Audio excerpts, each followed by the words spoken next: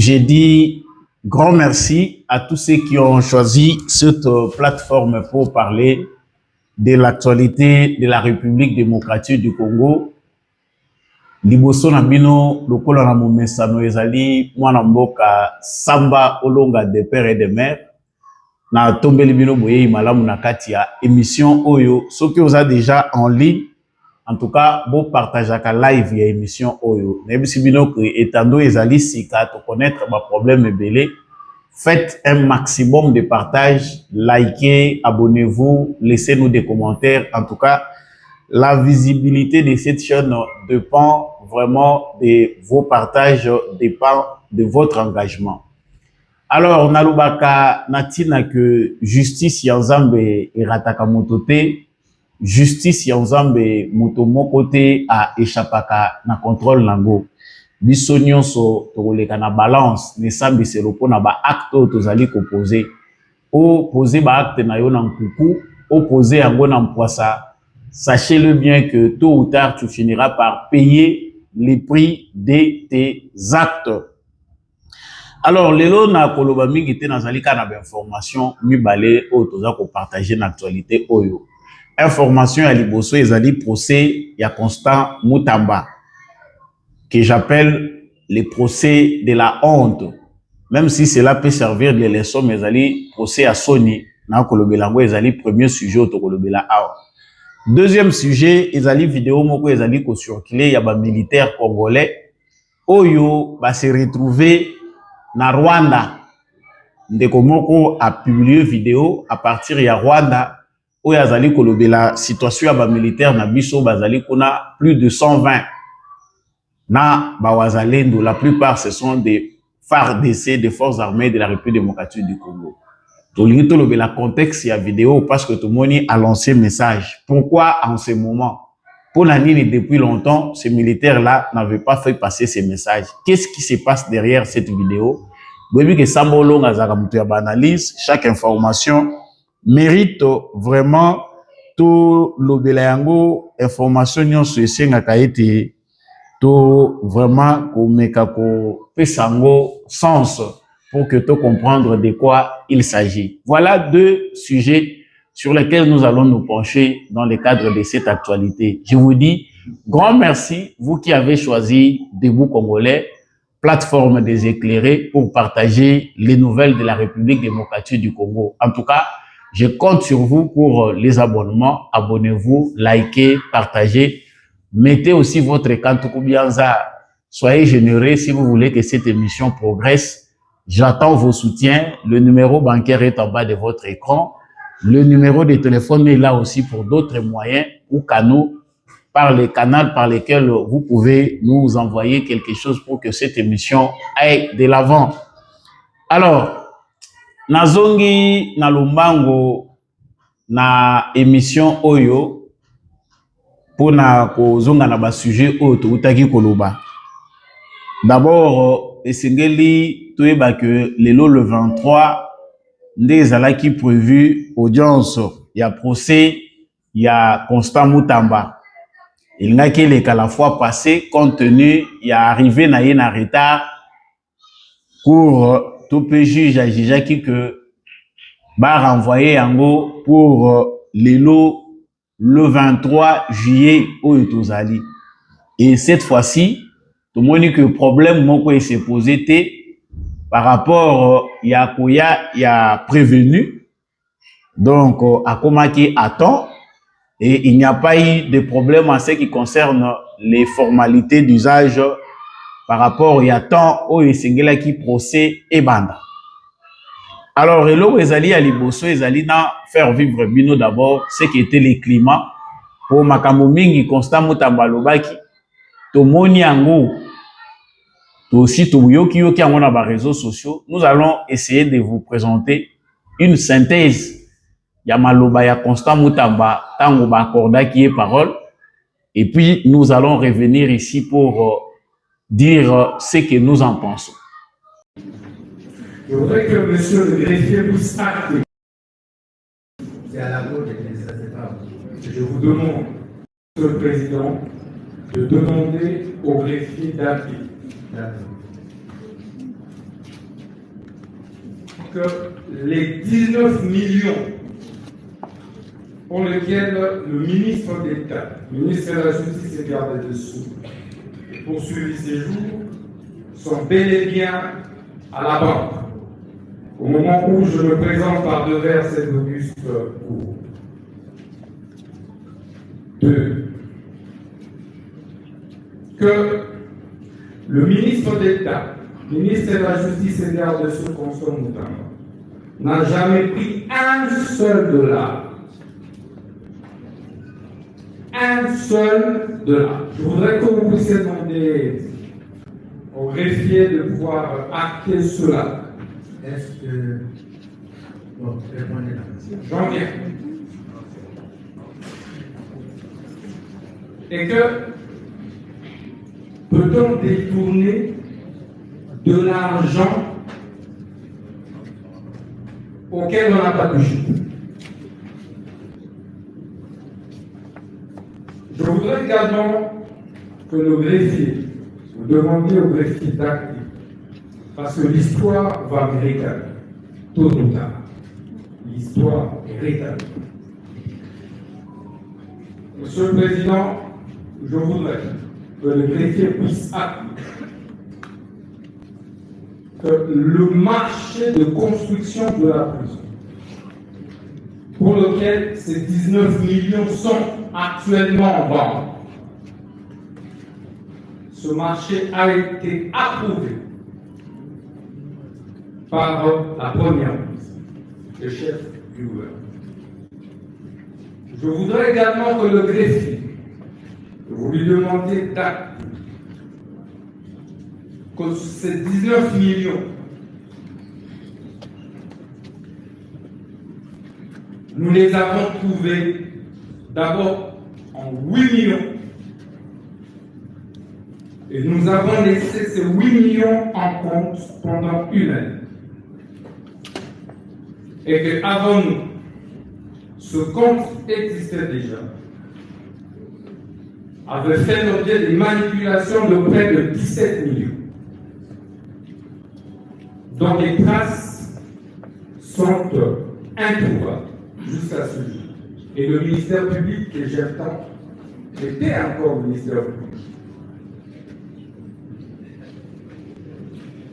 Je voudrais que l'on puisse acter que le marché de construction de cette prison avait été soumis préalablement au Conseil.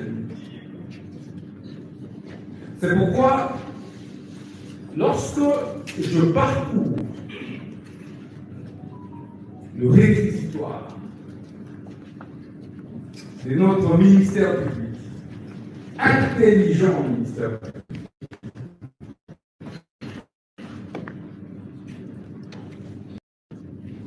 je suis perdu sur deux choses. Vous pouvez répondre à la question. Je suis en train de répondre à la question. S'il vous plaît. Vous répondez aux questions déjà. Je suis venu éclairer la haute proposition Oui, de ce qui s'est réellement passé. bien sûr. Mais Je répondez. dis, ce n'est pas de la mathématique. Laissez-moi le temps de répondre froidement. Je ne réponds pas selon que le ministère public le veut. Je réponds selon que les faits se sont déroulés. Parce que vous avez besoin des faits pour nous donner les vrais droits. Pas les supputations, pas les agitations, pas les mensonges. Parce qu'on voulait à la tête d'un ministre de la Justice qui dérangeait des intérêts de la mafia. Et j'assume. Je suis venu payer le prix d'une lutte. Et je suis prêt à aller jusqu'au bout. Monsieur le Président. Voilà, là, vous venez de suivre quelques séquences de prise de parole de Constant Moutamba. Je pense que Bolandi Malamu, Bolandi Constant Moutamba, Azali Kolobela Makamunaye. Mais avant, Tokotana Oya Lobby, je préfère d'abord Tobandana Oyo avocat na ye abordaki comme question oyo basengaki exception na ebandeli. Il faut savoir que avocat ya Constant Mutamba fustigé vice ya procédure. Déjà à partir ya levé ya immunité à Constant Mutamba, les droits n'a pas été respectés. La précipitation avec laquelle l'Assemblée nationale va procéder pour lever l'immunité à Constant Mutamba est ici pendant qu'il y a un complot derrière. Et ça dit peut secréter qu'il s'agissait d'un complot contre Constant Mutamba. Nous avons beaucoup parlé de cette affaire. Les liens Oyo et Talisibisonion sont que les acteurs politiques sont méchants. En dehors, il y a une erreur peut-être administrative qui est commise par Constant Mutamba. Les restes, c'est de l'acharnement. Les restes, c'est des règlements de comptes face à quelqu'un au Bamoni qui a prouvé qu'il y a Salamalam. Nous ne sommes pas les seuls à constater que l'orientation de l'affaire Constant Mutamba au sein de l'Assemblée nationale a été faite avec un certain parti pris par Vital Kamerhe Nakati Assemblée nationale. Donc, l'Isanga, il y a batata et belé, parce que Bakamu Sousoupe Azali Nakati Assemblée nationale, ou Ana Oyo Assemblée, Azali ko se précipité.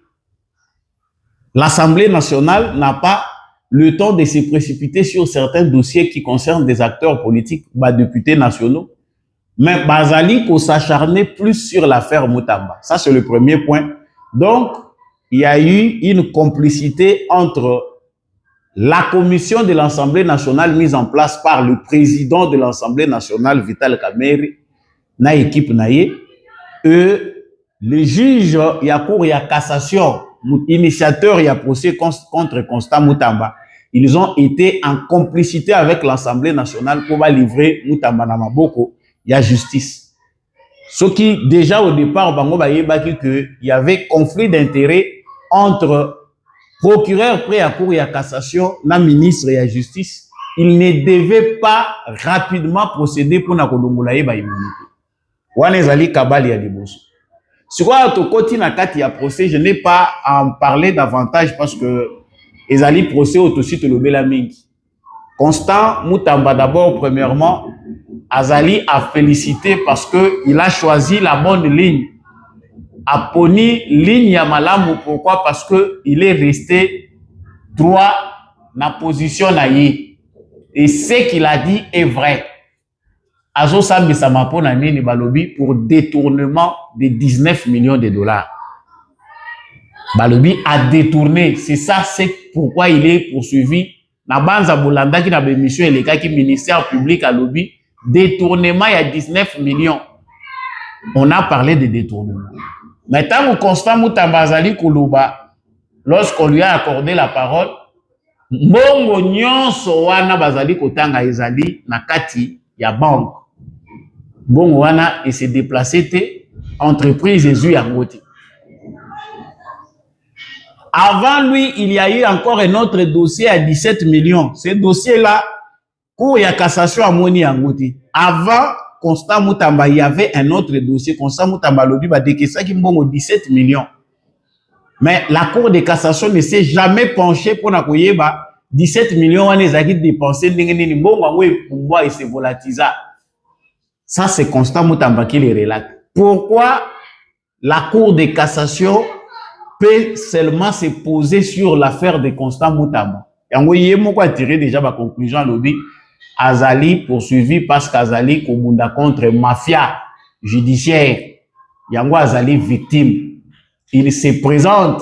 Le rôle à Mouto aye combat. Procès na Azali combat lutte ou aye acharné pour que justice na biso la réformer. Et il n'a pas menti. Ce qui nous fait la honte parce que dossier au Bazolo Belango, je pense que c'est toute l'Afrique qui en parle. Na bakati ya ba journaux ya ba pays mousso africain. La justice contre le ministre de la justice. Ça allait être vrai et il n'a que fait sa biso honneur. Si le ministre de la justice poursuivi était vraiment un voleur. Mais à Obaza, pour poursuivre Moutou pour aller Iba.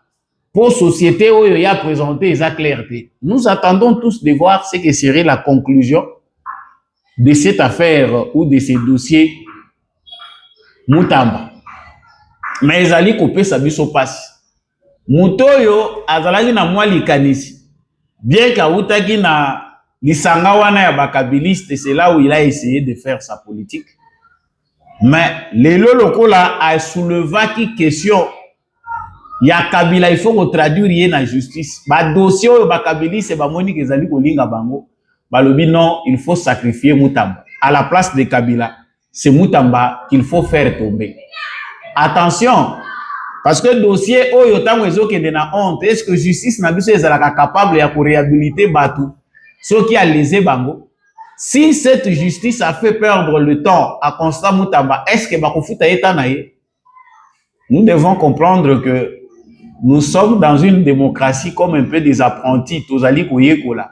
Bato belé bazali ko fustiger silence, il y a président Félix Tshisekedi balobi, il a le temps.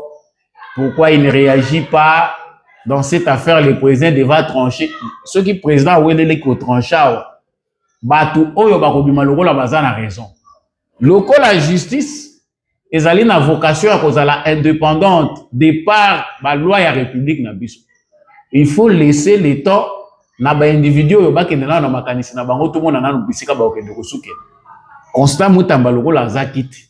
Il ne se reproche de rien. Tolingi toyeba lokola bango ba formuler oyo bango bazali ko accuser ye nango balobi a détourner, parce qu'il pouvait dire tentative peut-être na procès wala tona to comprendre, mais bango ba commis détournement, il est poursuivi pour détournement. Ça fait vraiment chaud et ça qu'on peut sabiso nyonso makanisi to mituna vraiment, est-ce que justice na biso ezali koloba solo ministère public ou azali ko bimana cadre ya dossier Mutamba zali koloba makambo ya solo? Voilà de quoi il s'agit. Donc cette affaire est à suivre, mais sachez-le bien que les garants du bon fonctionnement des institutions n'ont pas encore dit son dernier mot. Constant Mutamba doit rester droit na makambo na ye ndenga zali kolobela yango. Il faut atikala droit, qu'il ne s'agite pas. Et moi, je suis vraiment très content de le voir serein. Malgré l'état de santé, na ye toujours comme on a vu, ndeko yo soki ba bombe si sécurité na ye malamu te, il y a risque que batata o ba éliminer parce que c'est de leurs soucis. Mboko est tellement pris en otage par des gens de mauvaise foi, des gens qui volent avec un esprit derrière et que soko limote le mela bango yonde ba ko éliminer. Mais essayez de voir ce qui s'est passé en Italie, pe na ba pays mosusu tango bazo bunda contre ba mafia. Des gens sont morts. Toboyi koloba makambo jiji ya nyakufela, toboyi koloba. Lelo ba mususu baza blanchi. Et il faut comprendre que ces juges là étaient décédés dans quelles circonstances. Akufa ndenge nini na bomisa ye. Totikala ko mona clarté. Nous ne pouvons pas encore perdre na makambo toujours ya justice Constant Mutamba kende. Non. On ne dit pas qu'il est forcément azagara juste à 100%, mais totali kaka musala ndeko na biso mobali congénère na biso asali na tawe azali. Il n'a pas fait plus de spécial, mais ba congolais ba moni clair. Ba ministre nyonso bazali koleka justice sao. Ba bandai ko kanga monoko pona ni. Ce procès est un procès qui ouvre la voie à des réformes judiciaires profondes. Et c'est ngeli ba congolais tout telema po réforme ya justice na biso ekoma effective. Il y a des gens qui défendent un système passé. Bango bazolo banon balingi te ki exécutif aya ko piétiner likolo ya ba institution judiciaire. Ba koma na monopole bango, mais ba réforme sur le plan ya justice et ça les makana ba politiciens. Ce n'est pas vous-même. Ba réforme za parlement za ko initier ngo exécutif baza ko émettre ba vie pour que ba réforme ça les sikoyo bino bolingi batikela bino justice au bokourir bosala ndenge bolingi. Nous devons veiller sur la santé de Constant Mutamba. Toboyi mwana mobali ya batu aya koleka mbeka likolo ya ba miyibi. Monsieur le président de la République, nous pensons que vous suivez ces dossiers de près. Ne laissez pas Constant Mutamba entre les mains parce que on risque de faire passer ndeko na biso oyo akende mbeka totikala toya kosala cimetière ya kohonoré te tolingi eloko wana te aza na maboko ya bato oyo balingi ke aleka mbeka parce que il veut changer quelque chose wana eza sango ya liboso. Moi je pense que j'ai mis ce sujet en avant pour défendre Kayete parce que tokendaka kolia epa na ye parce que nous sommes du club ya bato baza payé te. Mais nous défendons aussi ce que nous avons vu et à observer pendant ce temps. Alors, Sangwami Balé, ezali pe vidéo nazali kotie la bino. Je pense peut-être que Bolanda Giango, et c'est comme viral, ndeko moko ya FARDC azali pour lancer appel na président de la République à partir ya prison moko na Kigali na Gisenyi, pardon. Akandaki bango, ils ont traversé la frontière rwandaise na moment ya chute ya Goma. Je vous laisse suivre cette vidéo et puis nous revenons. Eza biso basoda FARDC po tokangami na Rwanda. Toza na Rwanda depuis bitumba le 27 janvier ti lelo tozalaka na kasho na Rwanda. Bitumba wana ngai aza soda ya 11e brigade 2e bataillon spécial. Tozalaki na axe ya Saki. Tokondi na Saki ti bon, ennemi azui Saki azui Mubambiro. Azui Saki azui Mubambiro bakonzi. Bayebi biso ke non biso tout ça la rassemblement na aéroport. Quand on na aéroport, tokuti ata mokonzi moko te. Kokoma na biso place wana, ennemi a encerclé biso sima aéroport. Tomeka kobima na clôture bo to se défendre na ennemi. Mbume bandi to betani na ennemi siko kozonga na biso sima tozonga sima. Toyebaka limite ya Congo na Rwanda place esukelaka te. Toyeka se retrouver déjà na Rwanda ba désarmer biso nde bakanga biso bongo. So mona ba photo moko ba publier yango na TikTok. Ba vanisi ba soda na se bazo fuyer bango na ba soda rwandais ezande biso. Depuis tokota depuis le 27 janvier ti lelo tozalaka na kasho tozalaka na Rwanda. Na ebite so gouvernement na biso eyebi ou bien so ke ebite. So gouvernement na biso ebite ba konzi basa lise biso ba ebisa ta mokonzi ayeba ke non tozala na Rwanda. Tozana bache biso na Kisenyi na district ya Rubavu de place tozali. Tozana Kisenyi. Depuis avant biso na kasho ti lelo. Tona kata ka site moko te tona ka délégation ya kawa. Bon, tamu susu bakei batiki biso ka bongo ni kolobela biso ni eloko moko te. Tozaka na kasho. Tozaka tumimi ba sans no justifier na mabota ba nini.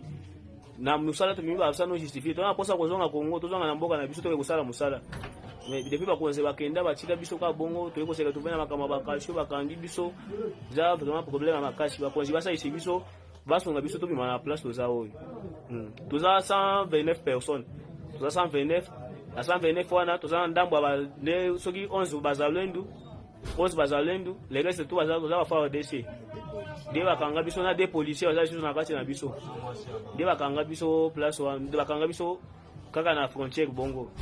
Si le tozaka na kasho si ya moye bakonzi basunga biso bayebisa ta mokonzi ya mboka ayeba ke toza na Rwanda toza na boloko de mabusenga tozosenga na gouvernement na biso ngwana esalise biso. Voilà, na banza bouti kolanda bino moko vidéo oyo bomoni yango malamu. Cette courte vidéo elle est faite à partir d'une prison à Gisenyi. Ndeko na biso wana azali koloba, certes aza congolais, à partir de la prison ya Gisenyi azo lancé appel à l'ONU bango bayebaki frontière était, ils les ont traversés, ils se sont trouvés à Gisenyi et voilà bakangaki bango kuna baza na prison balingi président sala quelque chose. Bon, ça ce sont ses propos. Le moni bande ko ebele pe ba interpréter yango mabe. Il y a des gens qui ont dit voilà yo na Gisenyi kuna uzolo ba bien na téléphone na prison wana na ya okende ko pesa yo téléphone. Pourquoi depuis longtemps batu oyo ba lancaki alerte s'ils avaient des téléphones depuis longtemps? Pourquoi? Et pourquoi ça s'est fait maintenant? Nous devons comprendre à travers cette vidéo que le régime rwandais de Paul Kagame, c'est un régime de manipulateurs, de gens rusés. Comme ils vivent de la manipulation, ils savent que c'est un moment crucial pour eux. Les différents accords signés, ils allaient pousser bango, baluka, ba dossiers sur lesquels ils doivent s'atteler. Alors, les militaires, d'abord, il faut que par rapport à la convention à Genève, bazalaka protéger les prisonniers de guerre, bazana droit à koboma bangote, bazana droit à torturer bangote. Donc, ceux qui ba torturer bangoto, ba bomi bango, bazana ba sanction conformément il y a Moubeko wana sur le plan international où ils allaient corriger les prisonniers de guerre. Alors, ndenge to moneli bango, et l'eau va les bosser singeli to bezali que ils ont d'abord fait cette vidéo là, ils allaient forcer. Ils allaient vidéo moko ba permettre bango ba sala parce qu'on ne pense pas que tout c'est ici bazaki na ba téléphone, baza ko benga, bazu ya wapi, bazu connexion internet wapi pour ba sala bilo wana. C'est-à-dire ils ont été poussés à le faire pour bayoka bango. Peut-être que le Rwanda a aussi besoin d'obtenir plus. Dans la prison, il y a Congo, les militaires rwandais basés belé. Dans la prison, il y a Congo, les Rwandais, qui sont M23 bazali. Alors, pour que dans Congo, il faut se pencher, il faut que biso pe tozana ba prisonnier na bino. Mais là, encore, le gouvernement congolais doit faire très attention. De quoi là, le Liban a plus de 120. Alors, ceux qui ont plus de 120, il faut bien identifier, la paix à biso et à solo. Et que ça ne soit pas des intrus qu'on va encore nous renvoyer chez nous ici. Cette vidéo-là, vous verrez bien que les alliés faits sous pression, qui leur a amené les téléphones. Ils ont droit à la vie. Et puis militaire nini akozanga cartographie okokobunda oyebi cartographie te place nini oyo limite ya frontière na biso ezali. C'est faux. Oyo bango basali ezali encore kokuluer plus Rwanda. Bato bazali kobunda armée congolaise ezali kobunda na Rwanda to ezali kobunda na M23. Alors ceux qui ezali kobunda na M23, les militaires rwandais sont venus d'où? Vous avez que c'est une vidéo de manipulation mais ezali ko tourner na deux faveurs ya Rwanda.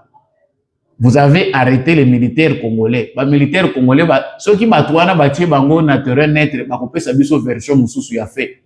Nos militaires oyo bakangami wana bakopé sa version mususu ya ba fait.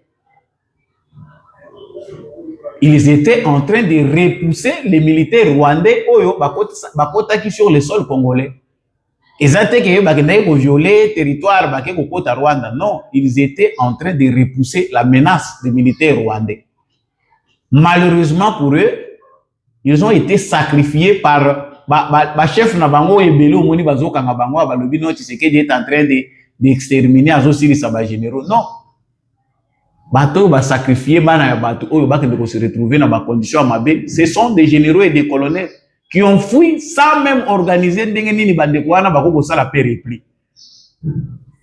Ba mususu kutu bakangi bango bakangeli bango na Gisenyi te, ba mususu bakangi bango tangu ba maso ezokende Bukavu, oye bandeko kende na ba officier mususu esili nyonso bango batikali, il n'y avait pas moyen bazangi ndenge nini bakokima nde baye kozula bango wana sur le territoire congolais.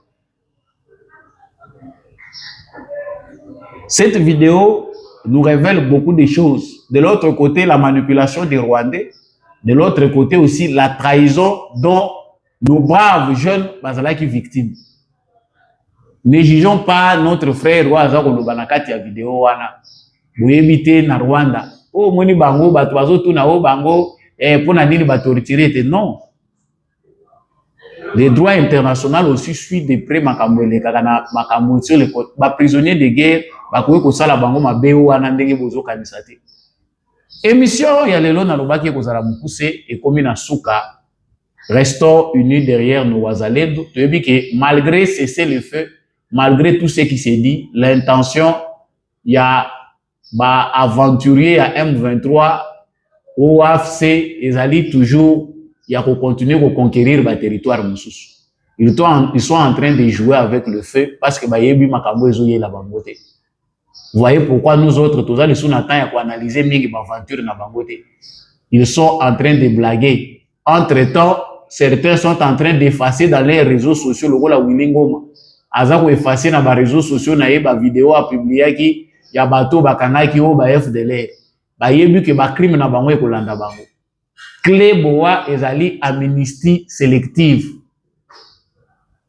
Ba intégration sélective. Ozali cité na ba crime ba kozwayo ata mukiete. Ndenge baza wana baza déjà divisé. Ils ne savent pas comment ils peuvent faire pour s'en sortir. Émission na biso ekomi na suka, merci na bande ko nyonso bolandaki de partout. Et zali mukuse pona lelo, bo continuer ko soutenir présentateur na bino pe chaîne Oyo Debout Congolais. Nous avons besoin de moyens pour que cette émission ne vous échappe pas. Aidez-nous à le faire si vous en avez. Ceux qui peuvent aux alliés na moyens financiers, likez vidéo ou partagez à mon voisin na lingi, partagez à la massif. Parce que chaîne Oezali Sika, après des embargos, après le bannissement subi, tous alliés n'a besoin que vous soutenir Bisoto Kendeli Bosso.